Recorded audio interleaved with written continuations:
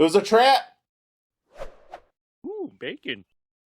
Greetings, tasty morsels. This is your first BLT, and today we are going to watch Chapter 18 or Episode 2 of the third season of The Mandalorian. This episode is entitled The Mines of Mandalore, which is interesting because it means that we are moving very quickly. And I was actually thinking that, after I got done recording the previous episode and, my outro and everything, I had some additional thoughts. And it occurred to me that one of the big things that kind of felt a little weird about that episode is that it essentially covered 2 or 3 episodes worth of stuff in one episode. It really struck me that like each of those little, side missions or whatever you want to call them would probably have been their own episode in previous seasons of The Mandalorian. And I wonder if maybe that's one of the reasons why. I mean, granted, it was a bridge episode anyway. We talked about that in the comments, and I think a lot of other reactors have also talked about how, it was basically just setting things up. But I think part of the weird feeling I think a lot of us had was that each of those things probably would have been their own standalone episodes. But yeah, it's interesting how they appear to be kind of like taking a much faster pace so far this season. I hope that that's not going to harm any of the story. But we'll see. Obviously we've all been really enjoying this series for the past 2 seasons. So, the expectation is that it's going to continue to be, something that we all love. But yeah, I'm curious to see what's going to happen with Din and Grogu on Mandalore. The whole thing about living waters of Mandalore and all that make me wonder if there is something going on with the Force there or something analogous to the Force.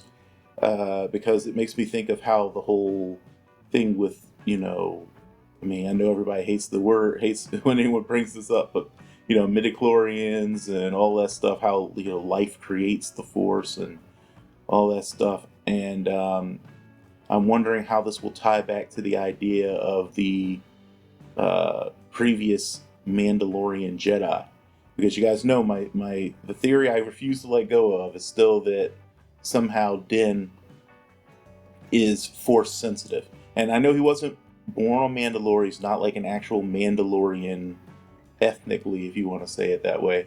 But yeah, it would be kind of interesting if you have this outsider who was brought into the group who has this really important thing in common with basically their most important leader, and the capacity to unite these two factions that both have been destroyed by the Empire, and both, or really the Sith, when you think about it, and both of which had this antagonism between them. It would just be really cool. I don't know. There's I talk a lot about how it's really interesting when a story can rhyme, so to speak, when it has poetry to it, and there would be, I think, significant poetry to the idea of Din representing this sort of almost like kind of metaphorical rebirth of this, old legendary Mandalore. But then again, it would also be interesting if it ends up being Grogu, because we've talked about that before too, that the title, The Mandalorian, could refer to either of them, because Grogu is basically in training to be a Mandalorian at this point. So, yeah. What else? We had the ending of the episode. You usually save the thing that's going to be more important for what's immediately about to happen and setting things up later for the end of the episode. And the end of the last episode was Din going to see Bo-Katan Kryze, who on the surface appears to have completely given up on her ambitions, but also seems to be nursing quite the grudge. So I'm guessing she's going to throw a monkey wrench into this somehow. I don't know exactly what she's going to do. She told Din where to go to find the living waters. Wake up! Pardon me. Or should I say to find the Mines of Mandalore, which the living waters are supposed to be underneath. And she gave up the information extremely easily, and it makes me wonder, there's a couple possibilities there. Either it's because she really thinks that the planet really is poisoned and no one can survive going there, and that then will be destroyed, or she, I don't know, maybe like she wants to see what will happen, because he is, after all, the person with the darksaber, and we've seen how important a symbol that is to Mandalorians, herself included.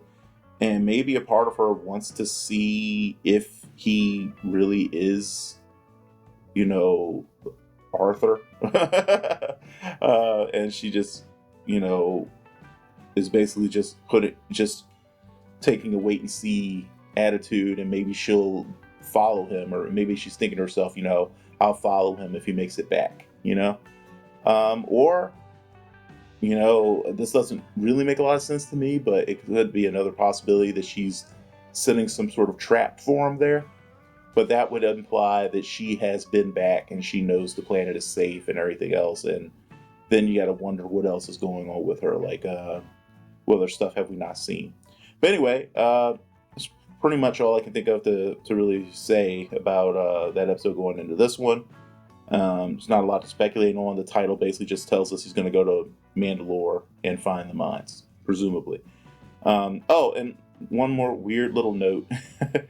If you guys are noticing my facial hair getting a little weird, it's just because I've actually decided to try and see if I can do a handlebar mustache, weirdly enough.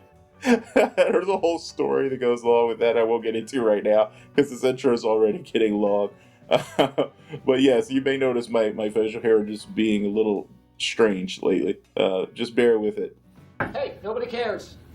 Nobody cares. It's an experiment. I experiment on things all the time. Like any good scientifically minded person, I experiment on myself because I'm crazy. I don't know. Mad scientist ideation. Anyway, guys, I'm rambling. Clearly, my mind is in a weird space right now. Oh, which actually, so I'm going to ramble a little bit more. This reaction has been delayed because I have been in a very weird headspace for the past couple days. And, wake up, sleepyhead. And I think that it would have probably negatively impacted my reaction had I filmed it while I was in that weird headspace. I don't think I would have really been paying any attention to what I was watching or talking about anything, or I think I just would have been kind of like a bit of a lump, and I don't think anybody really wants to see that. So I waited a little bit. Apologies for the delay, but here we are now. So let's just go ahead and get right into it.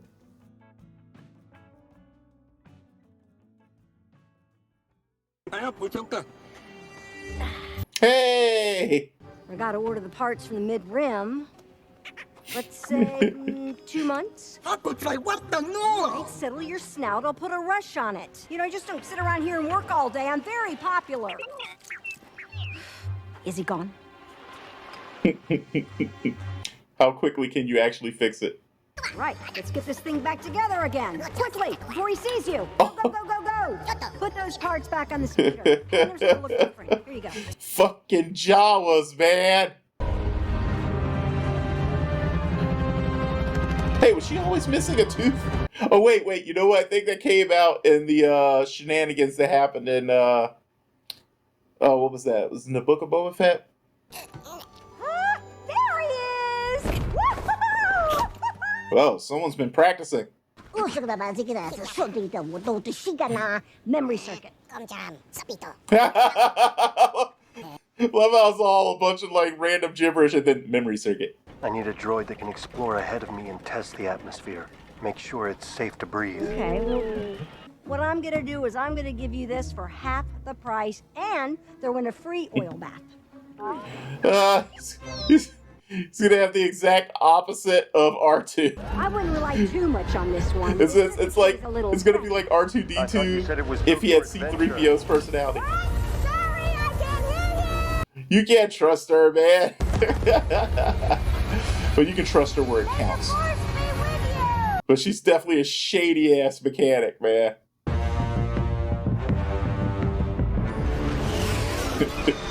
Oh man, I feel so sorry for droids. Just the casual slavery of the Star Wars galaxy. What? I'm woke, okay? I've never been there either. I grew up there, on that moon. Concordia. Oh wait, so you are from this region. So he is a Mandalorian. Like, ethnically. Well, that makes it a lot more, I guess, believable in a sense that Death Watch was able to rescue him when he was a kid. Because it did seem kind of odd to me that they just randomly showed up on some random planet, you know?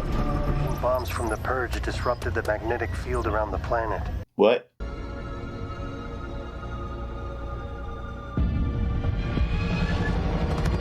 A world that's been glassed. R5, you ready? I'm gonna need you to scout ahead and analyze the atmosphere. He's like, fuck you, bro. Go over to that split in the rock and take an air sample of the ruins below. Ah, poor R5.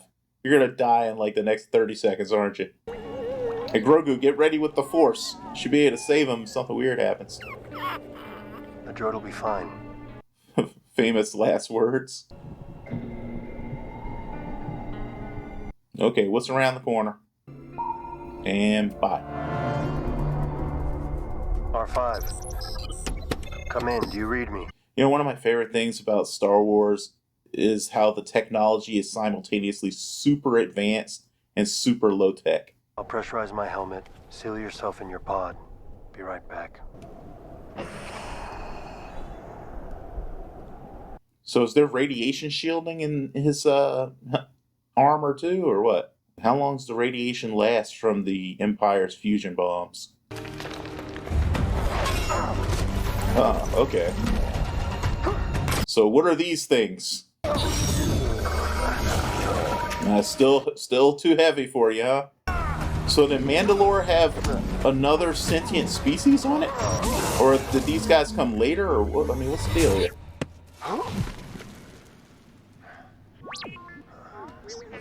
Oh, did they jack you up, R5?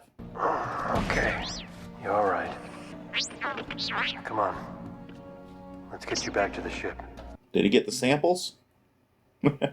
We still need to know whether the atmosphere is safe. The atmosphere is breathable. Bo-Katan was right. Mandalore is not cursed.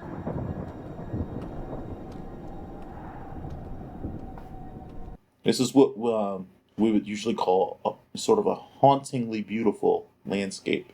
Or it's like all jacked up, but very pretty at the same time.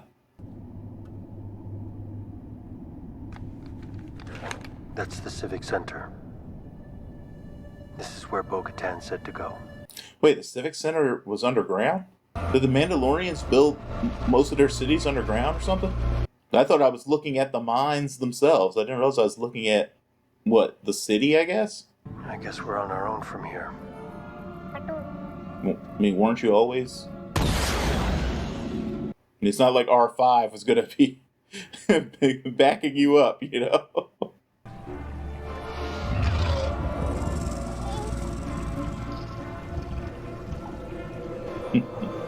Yeah, don't fall too far behind there, Grogu.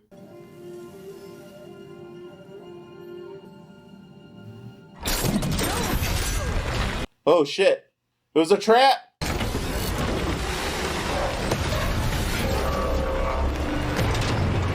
it a mining droid or some sort of leftover Imperial droid?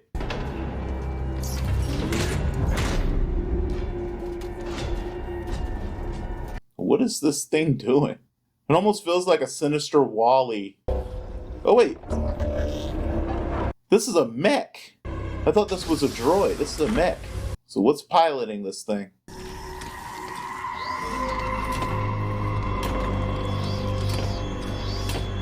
Getting major General Grievous vibes right now.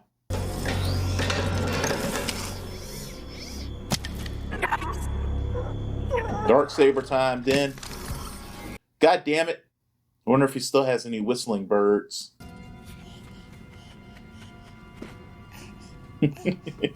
Grogu running is hilarious.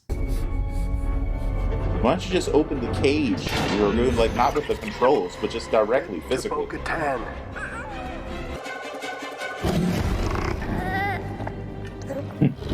Well, I remember this from the trailer. Talk to the hand, bruh.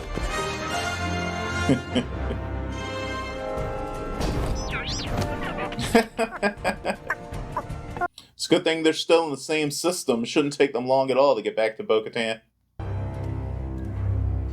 The most bored droid in the world.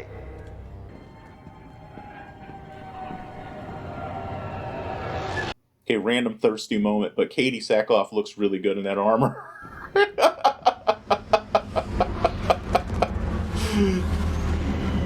I apologize for nothing. Bless his horny soul. Help me, Bo-Katan Kryze, you're my only hope. What happened to him?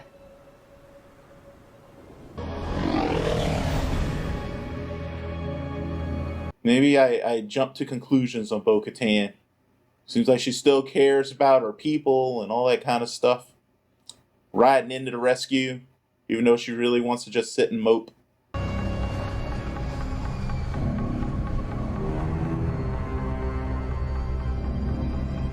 didn't always look like this.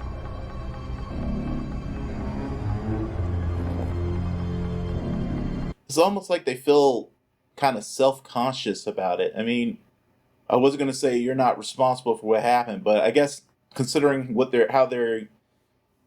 how important fighting and defense and all that kind of stuff is to Mandalorians, maybe they did feel like this was just a complete failure on their part, that they weren't able to stop the Empire from doing this. But the Empire's whole thing was overwhelming force, shock and awe.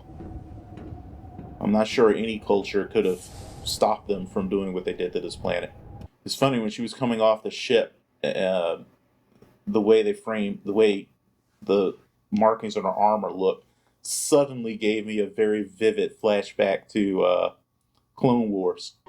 This was once a beautiful civilization. And it's weird because My when they family first showed her, I ruled didn't it all. recognize the helmet. I got to rewatch Clone Wars. I know that you're frightened, but I need you to guide me to him. Grogu. There you go. Time to Mando up, Grogu. You have to be a brave Mandowan learner. What be that?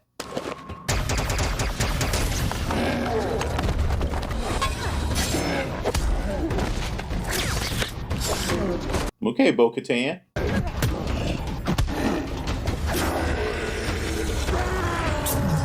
Little bit of difference in experience.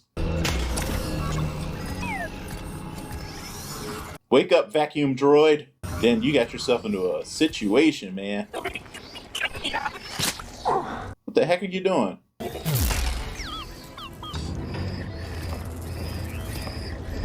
Are you, like, harvesting him?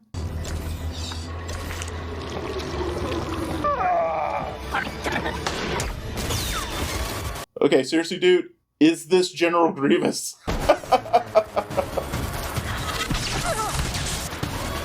Bo-Katan, darksaber. Wait, does this mean it's hers again? It's not heavy for her, I've noticed. Can you hear me? It ain't dead. I'm gonna get you out of here, all right? Whoa. Din, I can't hear you. Are you trying to say something? Behind you. I love how Star Wars gets creepy sometimes. Like, this is very creepy. Man, she's wielding this thing one-handed.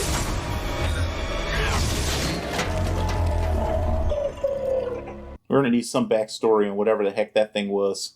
But yeah, seriously, is it his now? I mean, is it hers now? She didn't disarm him, but he did get disarmed by someone else, and then she took it back. How did you find me? Your kid. He's tougher than he looks. You were right. Mandalore is not cursed. Look around. There's nothing left. Yeah, but you guys can rebuild. Don't be a pessimist. What is this? You've never eaten pog soup. No. Can you appreciate the irony?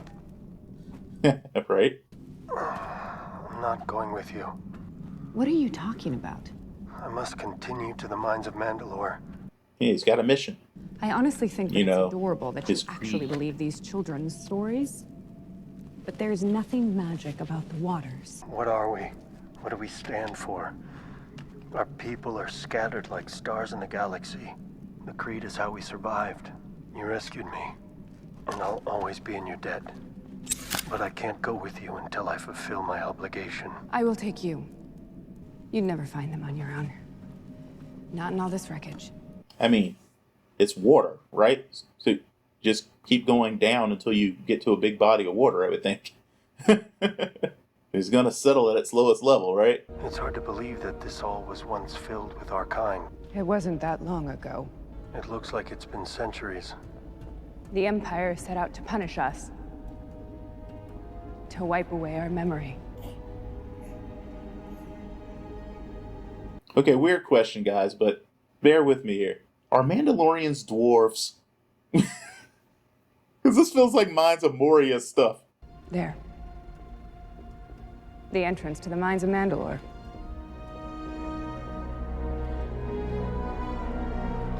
It feels like most of their civilization was underground, This area looks much older.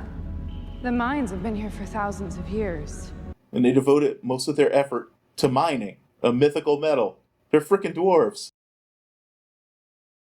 Your father sounds like an interesting man. I would have liked to have known him. He was a great man.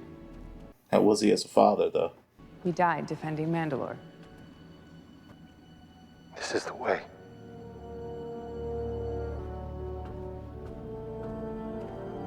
What are you looking at? I think Din really wants to be able to follow her. The living waters. Hold on. I want you to get the full tour. According to ancient folklore, the mines were once a mythosaur lair. Mandalore the Great is said to have tamed the mythical beast. Mandalore the Great wasn't the Jedi Mandalore, right? Because it would make sense if he were, because using the Force, you could tame wild beasts.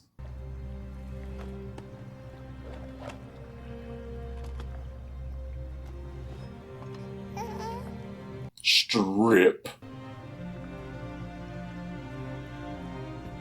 I swear on my name and the names of the ancestors that I shall walk the way of the Mandalore. The words of the creed shall be forever forged in my heart. Uh-oh. Is it once again a mythosaur lair? So guys, this is why you always have somebody trustworthy to watch your back when you go exploring. You never know when you're going to get sucked underwater by a prehistoric, believed to be extinct critter. Speaking of which, I didn't fail to notice the giant skeleton that she was going past just now. I'm guessing that was the legendary mythosaur.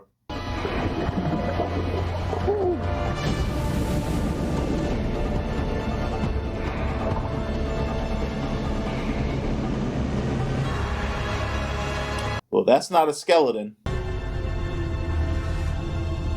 And that was definitely a living mythosaur. Why isn't it still chasing them? What, it was just like, yeah, I'm just gonna pull you over for a quick meet and greet and then let you go? That better not be the end of the episode. Are you fucking kidding me? Oh man, Jon Favreau, what a weird place to end the episode, man. It's another episode that felt a little weird, you know what I mean? I don't know how to describe it. It's like, I don't know. And it was definitely action-packed and everything. It was fun. But I don't know, like, plot-wise, it just felt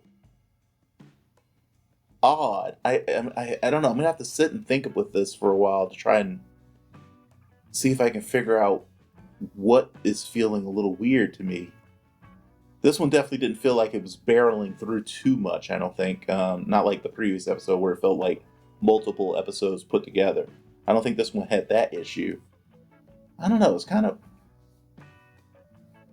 it's like because it's not like I'm feeling disappointed or like it was bad or anything like that. It's just something feels just weird. That's the best way I can describe it. I just can't explain it. But yeah, so it was really cool to see Bo-Katan get involved. She's definitely showing herself to be like a genuine leader, a good leader, or well, in terms of like being the kind of person who cares about her people, who takes responsibility seriously, because she didn't have to come and help Din, but she chose to, even though they have different interpretations of what it means to be Mandalorian. In the old days, that would have technically made them enemies because he's part of Death Watch, and all that. But she still was like, you know what, a fellow Mandalorian needs my help. I'm gonna go help him. So that was cool. Definitely shows she's got a, strength of character, even though she's feeling kind of mopey right now, trying to kind of ignore her responsibilities. It's interesting watching how, ever since we first met her, in a weird sort of way, Din seems to be kind of battling between kind of like this sort of feeling of almost disgust at how she's, rejected the creed, but also this reverence. And I don't know if that's just because of, who she was or who her family was, or maybe because of what she wants to be, like in terms of like uniting the Mandalorians and stuff again. But you definitely can see how he sort of like goes back and forth between this like, almost like viewing her like how he is being viewed right now as an apostate, but also having this sort of deep respect for her at the same time. It's interesting. I'm enjoying watching their relationship develop. And I'm really hoping that she will kind of help him recognize some of the flaws of Death Watch's interpretation of the way, and that he can help her, find renewed purpose. Like even if she doesn't end up being the new Mandalore, because it was interesting that he took the put the darksaber back. So I guess she doesn't own it, even though she sort of used it after he had been disarmed. It is worth noting, though, that she used it with ease. She had none of that issue where, it was too heavy for her. She was able to wield it one-handed, no problems with it veering off the path that she was trying to take. Whereas Din was having tremendous problems with it, and has been for a while. Which, I have to say, again, makes me think that I might be onto something with the idea that he's force sensitive. Because if she isn't force sensitive, then weirdly enough, it would actually make sense that the blade would affect her less than it would affect him, if that makes sense. Because it's like there's always been this idea in, well, I don't know if I can say always, but there's been for a while this idea in Star Wars that the crystals that are used at the core of lightsabers are basically sentient beings in their own right, and that they have wills. And I think that there seems to be a thing in Star Wars where it's like force-sensitive things, force-sensitive people interact with each other in a very different way than a force-sensitive thing would interact with someone who isn't force-sensitive, That's not how the Force works. And so I'm wondering if, like, basically Din being force-sensitive, if I'm right, and having all these doubts and everything is affecting the crystals in the darksaber and making them resist him, because he's not, he's lacking conviction, if that makes sense, when he uses the blade, because he doesn't really feel like he should be using it, or maybe because he doesn't have a clear goal for the future in mind. I don't know, but it's interesting to think about. So clearly that was a mythosaur. And going again, we've got all these Arthurian elements. We really do. So now we have the dragon. I don't think Arthur had to fight a dragon, but like that's this classic thing from medieval mythology. So Din's next step, presumably Din, but possibly Bo-Katan, next step in the journey towards being the king, the once and future king, would be to defeat the Mythosaur, just like the legendary first Mandalore. So it really is like like this sort of rebirth of the ancient king, So I'm very interested to see that happen. I'm guessing that'll be next week. I wonder if next week will just be titled Mythosaur or something like that. And it was fun seeing Grogu get to go off on his own little adventure and actually help out, and not just be something or someone that needs to be saved this time. He actually got to participate in the saving, so that was cool too. Anyway, guys, let me know what you thought of this episode. Is it feeling a little weird to you? Is it just me? And if so, do you have any idea why it's feeling weird to you? Because again, like I said, it was not bad. And it's not like I didn't enjoy it. It's just something feels odd, and I just can't place it. Let me know what you think in the comments. Anyway, as always, do your best to stay safe and be well. If you like the video, like, subscribe, all that good stuff. And I will see you for the next one. May the force be with you. Bye-bye. R5, you ready? I'm gonna need you to scout ahead and analyze the atmosphere. That wasn't a question.